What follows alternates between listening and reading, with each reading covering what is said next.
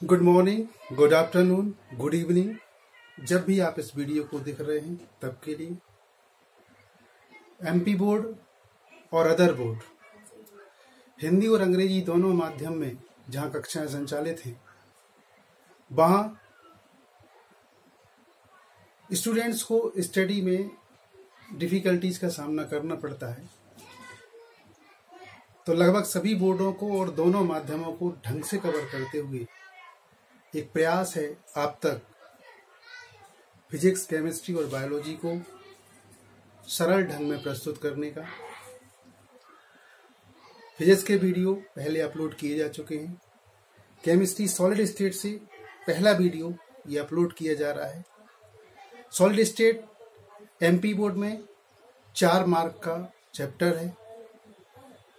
अभी इसमें एक नंबर के 4 क्वेश्चन आने हैं, लेकिन अगर पैटर्न चेंज होता है तो 4 नंबर का एक पूरा क्वेश्चन भी इससे बन सकता है। तो इसमें जो क्वेश्चन आ सकते हैं एक नंबर में अथवा 4 मार्क्स में, उन सबको हम धीमे धीमे कवर करते चलेंगे। पहला क्वेश्चन सॉलिड स्टेट में बनेगा, सॉलिड की कोई 4 प्रॉपर्टीज आपको बतानी पड़ेगी। तो सॉलिड की प्रॉपर्टीज और लिक्विड और गैस से उसका कंपैरिजन आप बड़ी आसानी से कर पाएंगे। ये गैस के मॉलिक्यूल्स दिखाए हैं जो बहुत दूर दूर है। हाँ, इस यूनिट में एक बात ध्यान रखिएगा, कोई भी ठोस अणुओं से मिलकर बना हो सकता है, परमाणुओं से मिलकर बना हो सकता है और आयनों से मिलकर बना हो सकता है। परमाणु, अणु और आयनों को कलेक्टिवली हम पार्टिकल या कण कहेंगे। We will speak particle whether it is molecule, atom or ion. It may be anything. तो ठोस के कण जब बोलेंगे तो कण का मतलब एक अणु से भी हो सकता है, परमाणु से भी हो सकता है और आयन से भी हो सकता है। चूंकि कण बहुत छोटी चीज है और बहुत छोटी चीज के कारण इसका आकार, इसकी साइज गोल मान सकते हैं। तो जब मैं एक स्फीयर बनाता हूं तो वो एक पार्टिकल है, एक कण है। गैस के पार्टिकल, गैस के कण आपको दिख रहे हैं बहुत दूर दूर हैं। अगर ये दूर दूर हैं तो 2 बातें बड़ी स्पष्ट हो जाती हैं कि इनके कणों के बीच में आकर्षण नहीं है। Inter particular attraction is very less in gaseous substance. अगर इनके पास अट्रैक्शन या आकर्षण बल नहीं है तो ये दूर दूर है। तो फिर अंतर कणीय दूरी, इंटर पार्टिकुलर स्पेस इनमें ज्यादा है। 2 चीजें हम बिल्कुल स्पष्ट रूप से देख सकते हैं। यहाँ दूर दूर हैं, गैस के मॉलिक्यूल मोशन कर सकते हैं, गति कर सकते हैं। इसका अर्थ है कि गैस के मॉलिक्यूल्स में एनर्जी बहुत होती है, ऊर्जा बहुत ज्यादा होती है। अब यदि कंप्रेसिबिलिटी की बात आती है, संपीड्यता की बात आती है, क्या हम दबा सकते हैं? हाँ, इसके मॉलिक्यूल्स दूर दूर हैं इसलिए हम इसको दबा सकते हैं। लिक्विड में आएंगे तो मॉलिक्यूल द्रव में और पास पास आ गए तो हम कहेंगे अंतर कणीय दूरी कम हो गई, इंटर पार्टिकुलर स्पेस डिक्रीज हो गया। या हम कहेंगे molecules are closer than gas, अणु अथवा कण गैस की तुलना में ज्यादा पास पास है। क्या इन्हें हम कंप्रेस कर सकते हैं? बिल्कुल कंप्रेस कर सकते हैं, दूर दूर हैं और हम इसको पास पास में ला सकते हैं। तो कंप्रेसिबिलिटी इसमें है लेकिन गैस से कम है। Liquid has compressibility but less than solid. जब हम सॉलिड में आएंगे तो इन मॉलिक्यूल्स को हमने और पास पास कर दिया होगा। पास पास कर दिया तो इंटर पार्टिकुलर स्पेस बहुत ही कम हो गया, केवल ये वॉइड बीच में जो रिक्ति है वो दिख रही है। बहुत पास पास आए हैं, इसका सीधा अर्थ है कि इनके बीच में आकर्षण बहुत ज्यादा है। तो इंटर पार्टिकुलर अट्रैक्शन सॉलिड्स में लिक्विड और गैस की तुलना में ज्यादा होता है। चूंकि मॉलिक्यूल्स मूव नहीं कर रहे हैं, दूर दूर नहीं जा रहे हैं, तो एनर्जी सॉलिड की लेस होती है, ठोस की ऊर्जा कम होती है। अगर आप इसमें कंप्रेसिबिलिटी देखेंगे, इन मॉलिक्यूल्स को दबाएंगे तो आपको समझ में आएगा कि इनके बीच में स्पेस ही नहीं है। तो कंप्रेसिबिलिटी ना के बराबर, नेग्लिजिबल। तो आपका पहला क्वेश्चन बनेगा write down the 4 properties of solid. ये बहुत इजी क्वेश्चन होगा। ठोस के कोई 4 गुण लिखें तो आप लिखेंगे inter particular space in solid is less with compare to liquid and gas.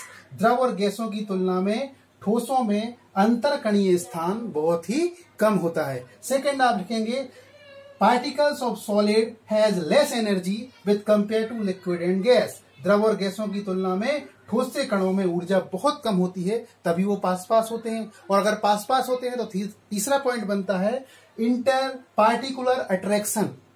अब मॉलिक्यूल होगा तो इंटर मॉलिक्यूलर अट्रैक्शन, एटम होगा तो इंटर एटॉमिक अट्रैक्शन, आयन होगा तो इंटर आयोनिक अट्रैक्शन, कुछ भी हम बोल सकते हैं। कलेक्टिवली या कॉमनली हमने बोला inter particular attraction in solid is more. ठोस में अंतर कणीय आकर्षण अधिक होता है। चौथा पॉइंट बोलेंगे compressibility of solid is less. ठोसों की संपीड्यता बहुत कम होती है। ठोसों की ऊर्जा एनर्जी, ठोसों के जो कण होते हैं उनकी एनर्जी बहुत कम होती है। तो पहला क्वेश्चन आपका ये बनेगा कि write down any 4 properties of solid. किसी ठोस के 4 गुण लिखिए। तो आप इस बढ़िया वीडियो को रोक रोक कर लिख सकते हैं। ठोस कितने प्रकार के होते हैं? Types of solids. Types of solids में आपका बहुत बढ़िया क्वेश्चन एक बनता है जिसके 4 नंबर में आने के बहुत चांस रहते हैं। और यदि 1 नंबर में भी क्वेश्चन आता है तो क्रिस्टली और अक्रिस्टली से निश्चित रूप से कुछ ना कुछ पूछा जाता है। तो सेकंड क्वेश्चन आपका बनेगा write down the difference between crystalline and अक्रिस्टलाइन सॉलिड। क्रिस्टलीय और अक्रिस्टलीय सॉलिड में, अक्रिस्टलीय ठोस में अंतर लिखिए। अक्रिस्टलीय ठोस के और भी नाम है, इसको एमोर्फस सॉलिड भी कहते हैं, अति शीतित द्रव भी कहते हैं। अक्रिस्टलीय, अति शीतित द्रव, सुपर कूल्ड लिक्विड और एमोर्फस सॉलिड, ये सब अक्रिस्टलीय के नाम है। तो सॉलिड को हम 2 टाइप से डिस्क्राइब करते हैं, 2 प्रकारों में वर्गीकृत करते हैं, क्रिस्टलीय और अक्रिस्टलीय। इनमें आपको अंतर समझना पड़ेगा और लिखना पड़ेगा। बीच बीच से भी एक एक नंबर के क्वेश्चन इसमें बन जाते हैं। तो क्रिस्टलीय ठोस का पहला अंतर, क्रिस्टलीय और अक्रिस्टलीय में आप लिखेंगे रेगुलेटिव अरेंजमेंट का अंतर होता है। देखिए इन ठोसों को मैंने माना है कि इनमें 2 तरह के पार्टिकल हैं, ए और बी। 2 तरह के पार्टिकल से क्रिस्टलीय को बनाया है, 2 तरह के पार्टिकल से अक्रिस्टलीय को बनाया है। आप यहां देखेंगे ए बी। इस लाइन में आप आगे बढ़ते जाएंगे पूरे सॉलिड में। ये तो अक्रिस्टलीय लग गया, यहां मैं पूरा नहीं बना सकता हूं। इससे आगे आप बढ़ते जाएंगे तो बी के बाद ए के बाद बी, ऐसे आएगा। दूसरी रो में बी ए ऐसे आता जाएगा। अब ऊपर से नीचे आएंगे तो बी ए, अब आगे ए होगा। यहाँ ए बी फिर नीचे क्या होगा? बी होगा। आप हर रो में देखेंगे एक रेगुलर अरेंजमेंट मिल रहा है। बहुत दूर तक हम जाएंगे तो भी रेगुलर अरेंजमेंट मिलेगा। लेकिन यहाँ आएंगे तो 2 एक साथ, फिर बी आ गया, बी के बाद फिर ए आ गया, यहाँ बी के बाद ए आ गया, फिर बी आ गया। अब यहाँ आओगे 2 एक साथ आ गए, फिर बी आ गया, फिर ए आ गया, फिर ए एक साथ आ गए। तो यहाँ आपको रेगुलर अरेंजमेंट नहीं मिलेगा। और मिल भी रहा है तो बड़ी कम दूरी तक, शॉर्ट डिस्टेंस तक मिल रहा है। जैसे आप कहोगे नहीं यहाँ तो ए साथ में आते हैं तो भाई यहाँ साथ में आ रहे हैं, यहाँ साथ में आ रहे हैं, फिर तीसरे नंबर पर जाके क्या होगा? आप कहोगे ए बी वो तो साथ में आ रहे हैं, ए बी रेगुलर अरेंजमेंट मिल गया हमें, लेकिन ए बी फिर ए आना चाहिए था, क्या आ रहा है? बी आ रहा है। तो रेगुलर अरेंजमेंट अगर मिला भी, नियमित व्यवस्था कणों की मिली भी, तो कहां तक मिलेगी? शॉर्ट रेंज तक, बहुत छोटी दूरी तक आपको मिलेगी। तो पहला डिफरेंस, पहला अंतर क्रिस्टलीय और अक्रिस्टलीय ठोस में आपको लिखना है this type of solid has ordered arrangement। क्रिस्टलीय ठोस में नियमित व्यवस्था होती है।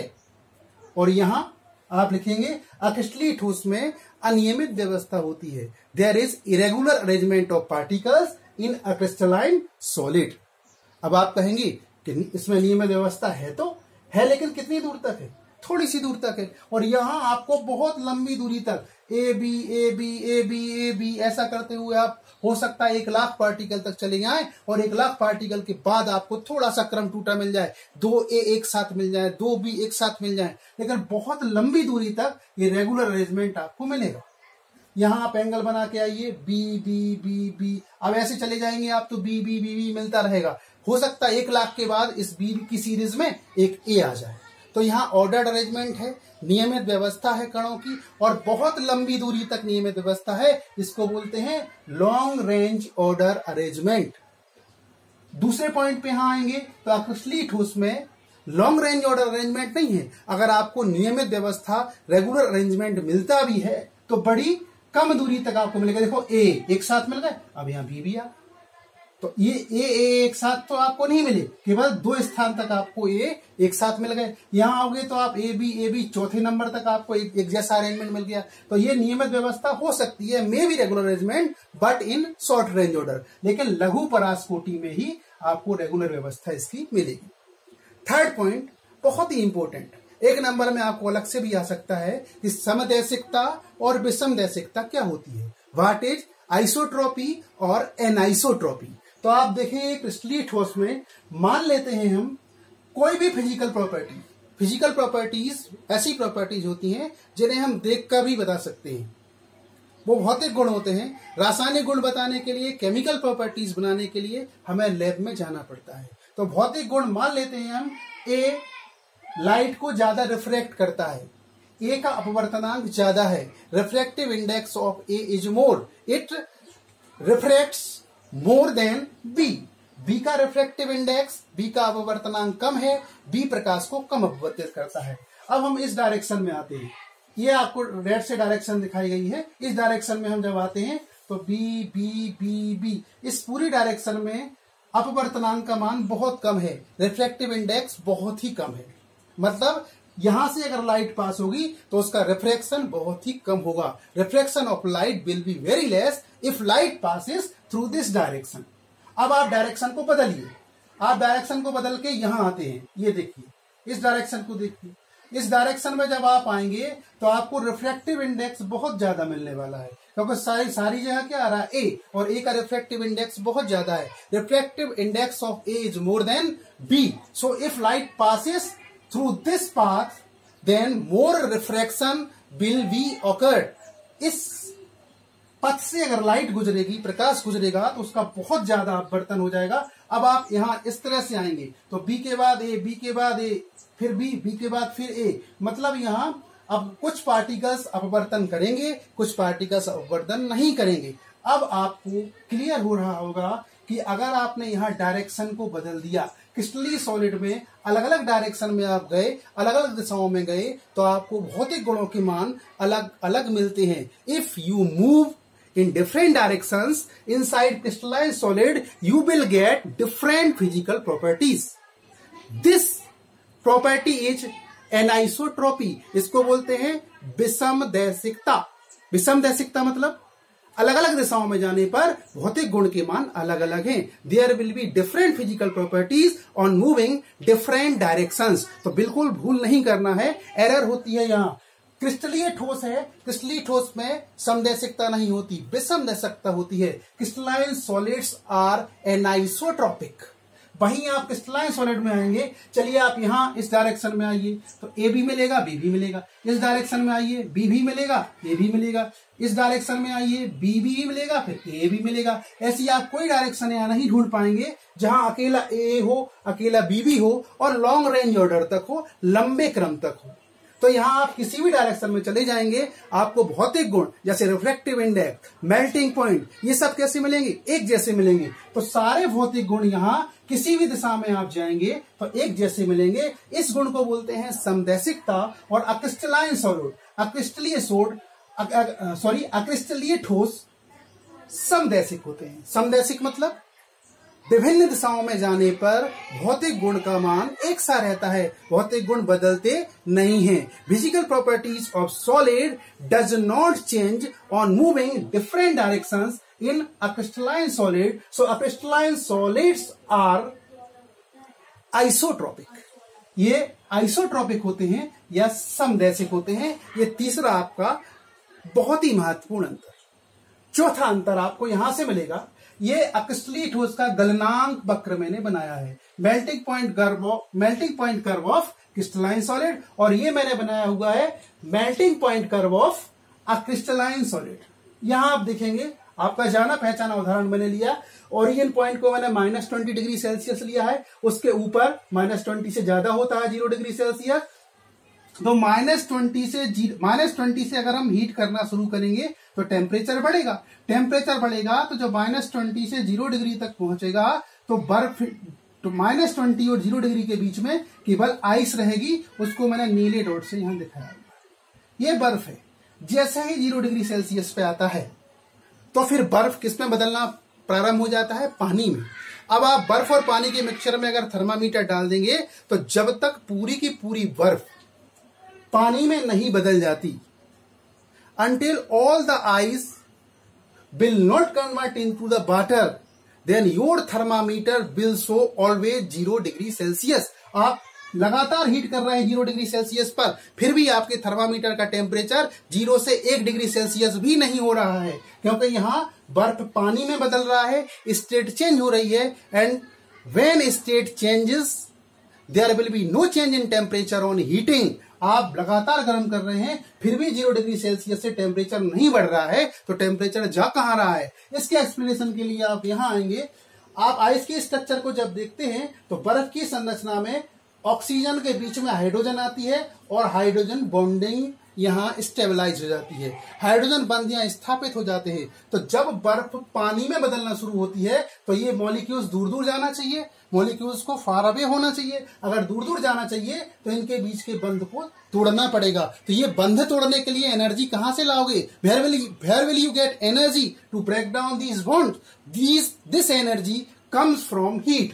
0 डिग्री सेल्सियस पर जब आप उसको गर्म करते हो तो तापमान न बढ़ने का यही कारण है, स्टेट चेंज होने पर टेम्परेचर न बढ़ने का यही कारण है कि वो जो 0 डिग्री सेल्सियस से टेम्परेचर उठाने वाली जो एनर्जी है वो दरअसल टेम्परेचर को उठाने में नहीं लग रही है। It is not consuming in raising the temperature, it will consume to breaking the hydrogen bonds of ice. वो बर्फ के हाइड्रोजन बंधों को तोड़ने में लग रही है ताकि मॉलिक्यूल दूर दूर जाएं और बर्फ से पानी बने, ठोस से पानी बने। तो आप यहां देखते हैं, यहां ग्राफ ब्रेक हो गया। 0 डिग्री सेल्सियस पर ही सारी बर्फ किस में बदल जाएगी? पानी में बदल जाएगी। Whole ice will convert into water at 0 degree Celsius. अब जब 0 डिग्री सेल्सियस पर पूरा बर्फ पानी बन चुका होगा, जैसे मैं रेड से दिखाया इस लाइन पे, आइस भी रहेगी और वाटर भी रहेगा, लेकिन इस पॉइंट पर अब सारी की सारी आइस पानी में बदल गई है। Whole ice is converted into the water. अब हम टेम्परेचर को रेज करेंगे तो पानी का टेम्परेचर बढ़ेगा। अब चूंकि केवल एक ही स्टेट है, स्टेट चेंज नहीं हो रहा है, तो पानी का टेम्परेचर बढ़ेगा। और पानी का टेम्परेचर कब तक बढ़ेगा? जब तक 100 डिग्री सेल्सियस टेम्परेचर नहीं पहुंच जाता। और 100 डिग्री सेल्सियस पे क्या होगा? लिक्विड फिर वेपर में चेंज होने लगेगी, मतलब फिर स्टेट चेंज होगा, फिर अवस्था बदलेगी। अब आप टेम्परेचर बढ़ाएंगे भी तो भी ये 100 डिग्री सेल्सियस ही रहेगी, टेम्परेचर बढ़ने वाला नहीं है, क्योंकि अब लिक्विड से गैस, लिक्विड से वेपर बनने लगी। तो फिर यहां ग्राफ जाके टूट जाएगा और इस तरह से ये जो इस वाली लाइन पे है, ये आपको वेपर और आइस वेपर और लिक्विड, पानी और भाप दोनों ही मिलेंगे, स्टीम और वाटर दोनों ही मिलेंगे। अब आप इस गलनांक वक्र को देखेंगे तो दो चीज आप बड़ी क्लियर कर पाएंगे कि एक तो ठोस का जो आपका बर्फ है, आइस है, उसका मेल्टिंग पॉइंट डेफिनिट है, निश्चित है। कितना मेल्टिंग पॉइंट है? What is the melting point of ice? You will say 0 degree Celsius. एक ही टेम्परेचर है जिस पर पूरी आइस लिक्विड में चेंज हो जाएगी। दूसरा, ये जो वक्र है गलनांक वक्र, वो डिसकंटिन्यूअस है, बीच में टूट रहा है। जब भी किसी कर्व में कोण बनते हैं, एंगल बनते हैं, तो उस ग्राफ को बोला जाता है असतत, डिसकंटिन्यूअस। तो क्रिस्टलीय ठोस का जो गलनांक होता है वो हमेशा निश्चित होता है। Fourth point, melting point of the crystalline solid is certain, definite होता है, निश्चित होता है। And melting point curve is discontinuous for crystalline solid. वहीं आप यहां आएंगे, प्लास्टिक को आपने गर्म करना शुरू किया तो आप ऐसा कोई एक टेम्परेचर बता ही नहीं सकते हैं कि प्लास्टिक पूरा का पूरा लिक्विड में चेंज हो जाएगा। जैसे आप बता सकते हैं कि आइस सॉलिड है, फिर भी 0 डिग्री सेल्सियस पे पूरी लिक्विड में चली जाएगी। आप प्लास्टिक के लिए नहीं बोल सकते हैं। You can't say for plastic same thing. Plastic को आप गर्म करते चले जाएंगे तो एक टेम्परेचर पे नहीं, एक इंटायर रेंज ऑफ टेम्परेचर, जैसे मैंने यहां दिखाया है 27 डिग्री सेल्सियस से 127 डिग्री सेल्सियस तक आप गर्म करते चले जाओगे तो अभी प्लास्टिक लिक्विड में बदलता रहेगा। तो उसका एक शार्प मेल्टिंग पॉइंट नहीं होता है, सर्टेन मेल्टिंग पॉइंट नहीं होता है। अक्रिस्टलीय ठोस है प्लास्टिक, तो अक्रिस्टलीय ठोस का एक शार्प मेल्टिंग पॉइंट नहीं होगा, निश्चित गलनांक नहीं होगा।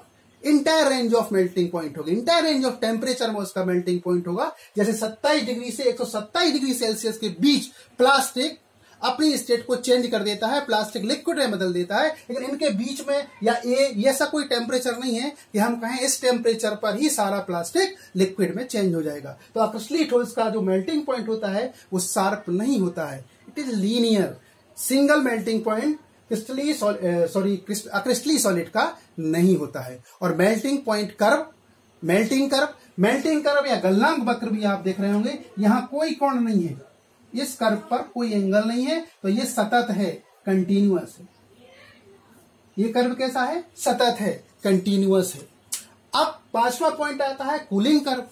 तो गलनांक कर्व का उल्टा, ठंडा करेंगे आप, ठंडा करेंगे तो ग्राफ ऐसे उल्टा बनेगा, ये भी कैसा बनेगा? रिवर्स उल्टा बनेगा। लेकिन वर्क तो कैसा है? ये cooling curve of crystalline solid है, ये शीतलन वक्र है, उल्टा लौटेंगे तो शीतलन वक्र है क्रिस्टलीट ठोस का। ये शीतलन वक्र होगा, उल्टा लौटेंगे तो सीधा जाएंगे तो गलनांक वक्र, मेल्टिंग पॉइंट कर्व, उल्टा लौटेंगे तो कूलिंग कर्व। तो कूलिंग कर्व ये किसका है? क्रिस्टलीट ठोस का। तो दिख रहा है आपको क्रिस्टलीट ठोस का शीतलन वक्र असतत, डिसकंटिन्यूअस, क्रिस्टलीट ठोस का कूलिंग कर्व शीतलन वक्र सतत, कंटिन्यूअस, यहां कोई एंगल नहीं है। अब इंटरेस्टिंग घटना सुने आप, ये 5 पॉइंट आपको क्लियर हो गए। जब नई बस का हम निर्माण करते हैं तो बराबर का सांचा नीचे रहता है और बराबर का सांचा ऊपर रहता है, उसमें हम समान थिकनेस का, सेम थिकनेस, समान मोटाई का ग्लास फिट कर देते हैं। जब बस नई होती है तो उसकी खिड़कियां बजती नहीं है, 2-3 साल बाद, 4 साल बाद बस की खिड़कियां बजने लगती हैं। नीचे की तरफ बस का जो कांच है वो मोटा हो जाता है, वहां फंस जाती हैं खिड़कियां, और ऊपर का कांच जो समान थिकनेस का था ऊपर और नीचे का, तो ऊपर की थिकनेस कम होती जाती है, मोटाई कम होती जाती है, तो ऊपर तो सांचे से थिकनेस कम हो गई और यहां नीचे सांचे से ज्यादा हो रही है, मतलब सांचे में फंस गई, तो खिड़कियां खोलने में भी बड़ी दिक्कत आती है और खिड़कियां हिलने भी लगती हैं और हम बोलते हैं बस खटारा हो गई है। तो खटारा बस होने का मतलब क्या है? जो उसका ग्लास है वो ऊपर से नीचे की तरफ फ्लो कर गया, बह गया। वो ग्लास, कांच तो कैसा मानते हैं हम? आप सॉलिड मानते हो कांच को कि लिक्विड मानते हो? कांच सॉलिड है, और सॉलिड है तो फिर बह कैसे सकता है? बहने की प्रॉपर्टी, बहने का गुण तो सॉलिड में होता ही नहीं है, बहने का गुण तो लिक्विड में होता है। Liquid has property of flowing, not solid. अगर ग्लास फ्लो करता है, कांच बहता है, इसका अर्थ है कि वो सॉलिड नहीं है। इसलिए हमने इसको कहा क्रिस्टलीट ठोस के नाम बदले, फिर एमोर्फस, सुपर कूल्ड लिक्विड। कांच को हमने ऐसा कहा कि ये लिक्विड ही है, बस क्या हो गया? लिक्विड को सुपर कूल्ड कर दिया है, बहुत ज्यादा ठंडा कर दिया है। बहुत ज्यादा ठंडा कर दिया तो उसके लिक्विड के मॉलिक्यूल्स बहुत ही ज्यादा पास आ गए और हमें लगने लगा कि कांच क्या है? ठोस है, ठोस है। लेकिन उसको दूसरा नाम दिया अति शीतित द्रव, सुपर कूल्ड लिक्विड। तो क्रिस्टलीट ठोस के 4 नाम: क्रिस्टलीय ठोस, एमोर्फस ठोस, छद्म ठोस, स्यूडो सॉलिड, झूठा ठोस है ये। ऐसा कैसा ठोस है? जो बहता है। और चौथा नाम है सुपर कूल्ड लिक्विड, अति शीतित द्रव। तो इनको कहते हैं हम वास्तविक ठोस, ये बहते नहीं है, ये ट्रू सॉलिड्स है। Crystalline solids are true solids while crystalline solids are pseudo solids, amorphous, super cooled liquid. 7वें नंबर पर आपको याद रखने पड़ेंगे एग्जाम्पल। तो एग्जाम्पल क्रिस्टली के याद रखना बहुत हार्ड है, इसको 4 टाइप्स में हम और आगे तोड़ेंगे और अगले वीडियो लेक्चर में इसके 4 टाइप्स के बारे में आपको बताएंगे।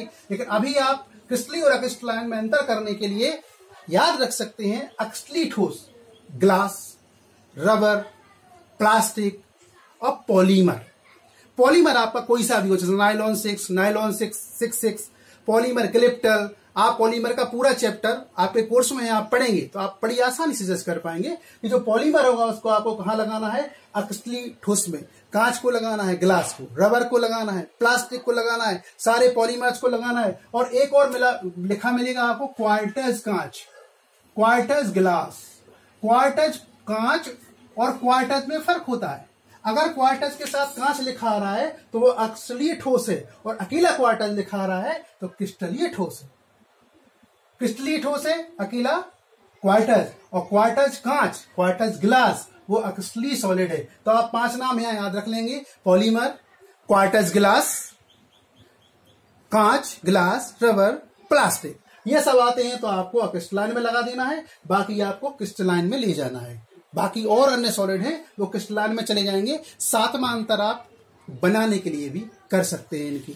लिक्विड से आप जब सॉलिड को बनाएंगे तो मॉलिक्यूल्स को या पार्टिकल को पास पास में करेंगे। पास पास लाने के दो तरीके, टेम्परेचर को कम कर दो, टेम्परेचर को जैसे ही कम करते हो, कूल करते हो, तो चीजें अपने आप पास पास आती हैं। ठंडा करने पर गर्म करते हो, हीट करते हो, टेम्परेचर बढ़ाते हो तो कण दूर दूर चले जाएंगे, particles move away to each other. तो टेम्परेचर को लो करो, प्रेशर को बढ़ा सकते हो, दाब को बढ़ाओगे तो भी मॉलिक्यूल्स पास पास में आएंगे। तो लिक्विड के मॉलिक्यूल्स अगर हैं और आप सॉलिड बनाना चाहते हैं, गैस के मॉलिक्यूल्स हैं, गैस के पार्टिकल्स हैं, और अगर आप सॉलिड बनाना चाहते हैं तो उनको कम प्रेस करिए, दबाइए, उनको प्रेशर बढ़ाइए, टेम्परेचर को डाउन कीजिए, अपने आप पार्टिकल पास पास आएंगे, गैस लिक्विड में चेंज हो जाएगी, लिक्विड के पार्टिकल्स और पास पास में आएंगे तो सॉलिड में चेंज हो जाएगा। तो सॉलिड बनाने के तरीके, 1000 की भीड़ एक साथ कमरे में घुसा दो, 1000 चेयर हमने एक कमरे में लगा के रखी हैं और 1000 लोग आगे वेट कर रहे हैं, और हमने 250 लोगों को कहा कि ए सीट पे बैठना है, 250 लोगों को कहा बी जहां लिखा हुआ है वहां बैठना है, 250 लोगों को कहा कि जहां सी लिखा है वहां बैठना है, 250 लोगों को कहा जहां डी लगा है आपको वहां बैठना है, और फिर हमने गेट खोल दिया अपने हॉल का और कहा 1 मिनट के अंदर बैठ जाओ।